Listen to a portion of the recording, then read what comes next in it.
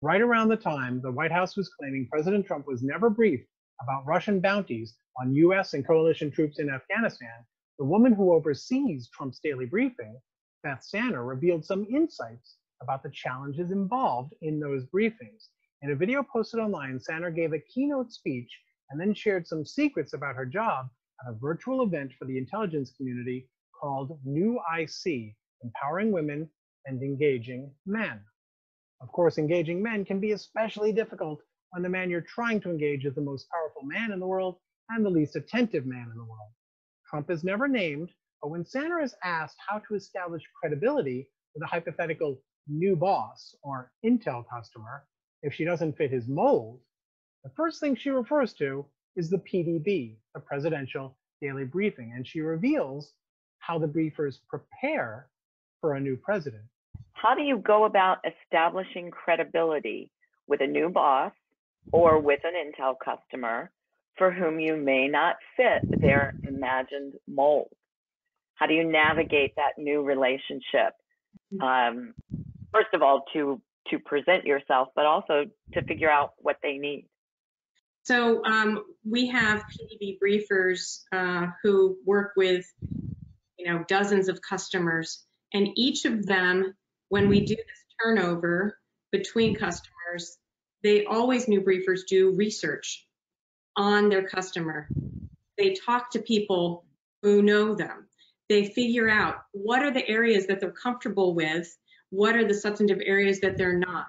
They figure out that style. Is this a person who reads? Is this a person who wants a quick burst? Is this a person that likes a story? Is this a person that operates on visuals?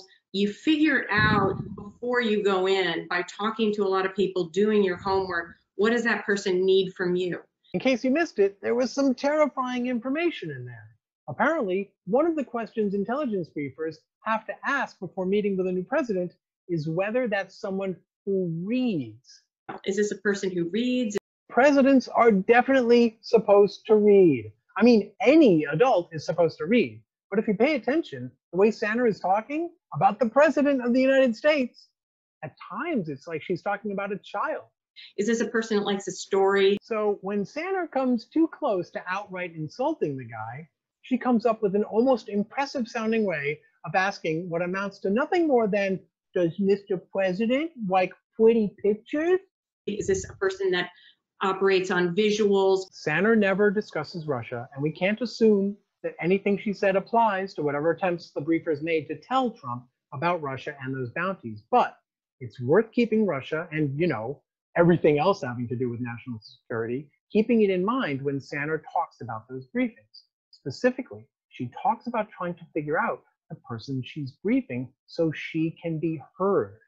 When you're a woman, that means you might not look the way that person wants you to look.